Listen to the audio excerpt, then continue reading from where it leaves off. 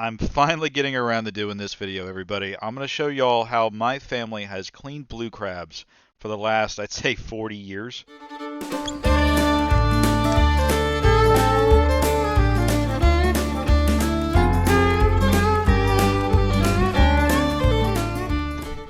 So first things first, you want yourself a nice sturdy kitchen knife. It doesn't have to be anything special.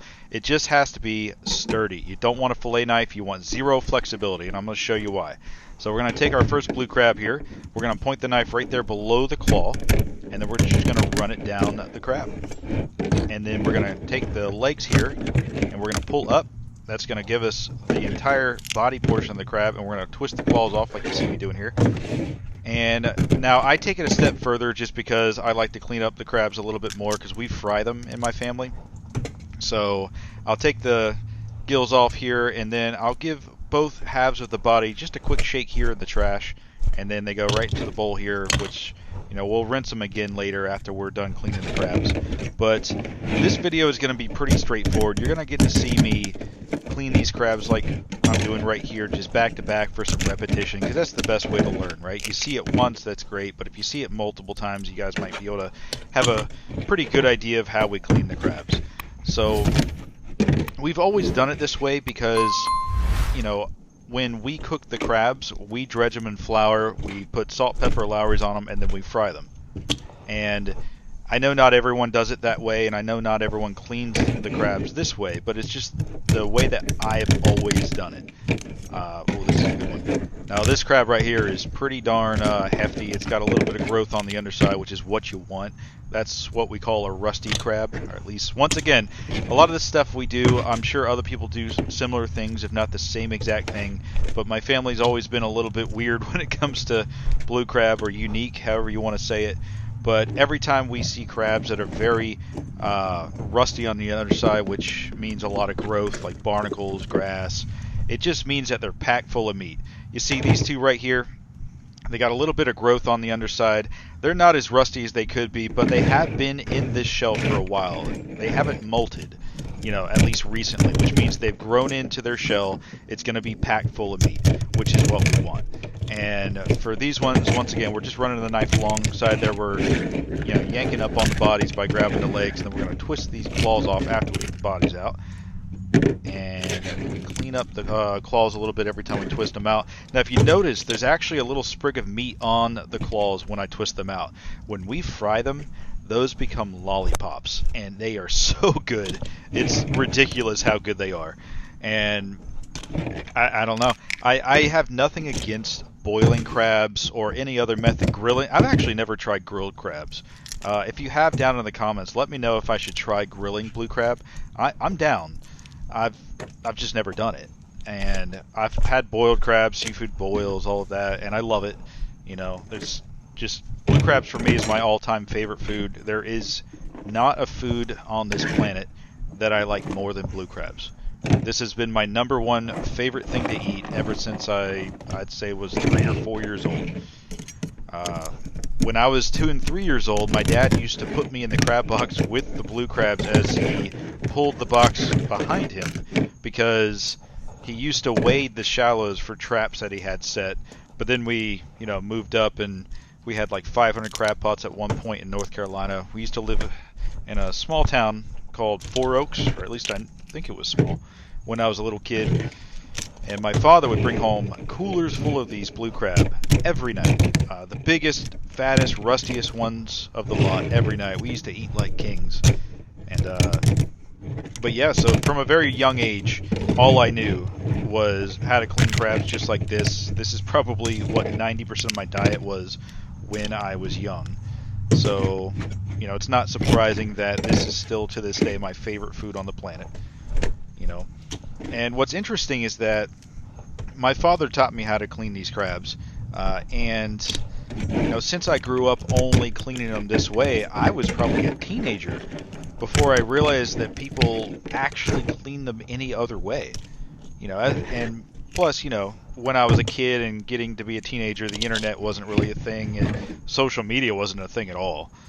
You know, so it's not like I could Google or go on Facebook or, you know, whatever I wanted to go on and see how everybody else was doing it. And put on top of that I spent almost every waking second on the water. And back then, if you were fancy, you know, you would have a Nokia phone. Or my father used to have the Nextels, because that's about as techie as he ever got. But, you know, it's, I don't know, I spent years thinking, all right, this is how you clean crabs.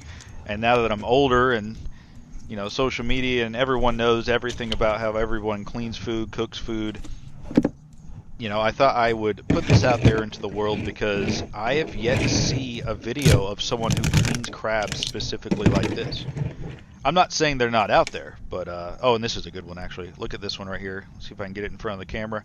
There we go. This crab right here is the opposite of Rusty.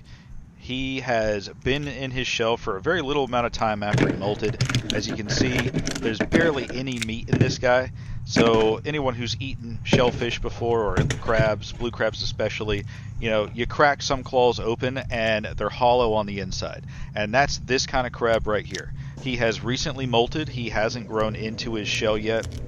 So there's going to be a lot of free space inside of him when you crack him open. So it just happens. You'll always come across those. But, yeah, where was I? Yeah, I just haven't seen anyone else clean a blue crab like this, so I wanted to put it out there for you guys. If you have any questions, feel free to comment, and I'll do my absolute best to answer them for you guys. And these crabs were caught out in Tampa Bay this morning and afternoon, and surprisingly, I caught most of them by dip netting in about 2 to 4 feet of water, you know, over the grass beds. They're just swimming on top right now. You know, it's a full moon. They've been very, very active. The water's very, very warm. I think the water was, what, low 90s? I'm not joking. Like 91 degrees, I think, in Tampa Bay today when I caught these things. So the blue crab have definitely been very active, and which is a good thing for me because it just makes for a nice, easy catch. I think it took me about 2 or 3 hours to catch these. I didn't actually count them, but as you can see right here in the video, I've got a pretty decent amount, and they're all pretty decent size as well. I threw, I think, 2 back that were on the small side because, you know, I was getting enough. They were big. You know, why not put the small ones back so they can grow and, you know, fatten up for another day? Why not? But, yeah, I really do want to know you guys' opinions on this. Have you ever seen anyone else clean crabs like this? If my dad knew how to clean them like this, I'm sure he learned from other people. So maybe it's a northern thing or a southern thing. I don't know. It's just always been a family thing for me. But yeah. All right. Let's see here. I'm trying to think of what else you guys might want to know, but just to go over it one more time, you know, we run the knife through them like this, and see, some of the crabs, as you can see right here, don't have all their legs. That's just going to happen, you know, and you just got to make do with what you got, you know, pull the body out best you can, but twist the claws. That's the one thing I always try to do to get that little sprig of meat on it. And once again, the gills off, and then a little flick in the trash can and right into the bowl. And I usually wash and rinse the crabs at least one more time after this step, because you want to make sure you get all that residual grass and sand and dirt off, and you know, just makes it easier when you dredge them in the flour and prepare them for frying. My mouth is actually still watering right now thinking about frying these up. I usually eat the crabs almost until I get sick. I don't ever want to stop eating them. I eat way past when I should stop every time, and it's something that I've done ever since I was a little kid, and it just hasn't changed. You think in my later years that I would have realized that I shouldn't overeat, you know, but I don't know. It's just not something my brain is willing to compromise on. When I see blue crab, I eat until I physically can't. And which brings me to another point. It's been a while since I've had soft shell crab. Now, blue crab have been my favorite food ever since I was a little kid. And of course, soft shell is like blue crab on steroids, at least in my opinion. And for those of you who aren't familiar, soft shell crab is just directly after a blue crab molts out of its shell, it will be very soft for a certain amount of time.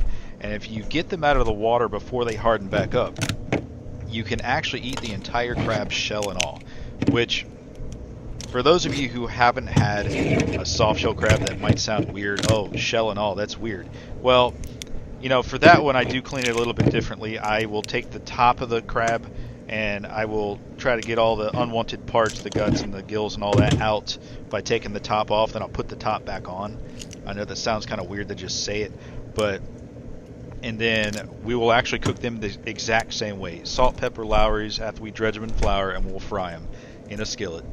And oh man, they are so good. I know a lot of people make sandwiches out of them, and we've done the same, or just put them on toast with a little bit of mayonnaise.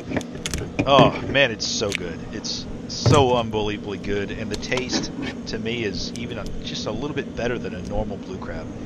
If you buy a soft shell crab in the market, you're usually going to pay 3, maybe 4 times what you would for a normal blue crab, because you got to get them, before they get out of the water, because they will actually harden up. And there's, this middle period where they haven't all the way hardened up yet, but they are like leather, so you've already missed your window. And I know some people, I think they farm soft shell crabs, right? I don't know. I'd have to look that up, but we've always caught ours just by luck, Now, if you ever see a male cradling a female, when you're out there, that means that female is actually going to be molting soon, because that's the only time that they can mate is when a female molts. So that can give you a good idea that the crab's about to molt. And we call them peelers, but they're also pink on the underside when they're about to molt. But yeah, this is what we're left with. We have the entire bowl of crabs here. And as you can see, we have just the claws and the halves of the body. They are ready to be rinsed, washed, and dredged in flour, fried up, and just... Oh, it's going to make my entire night. This is fantastic. Once again, guys, thank you so much for watching the video today. I know it's a little haphazard, probably not perfect, but you can always rewind and see exactly how I clean them. And I just always try to clean up my station here a little bit, and that trash can is going to be smelling so bad.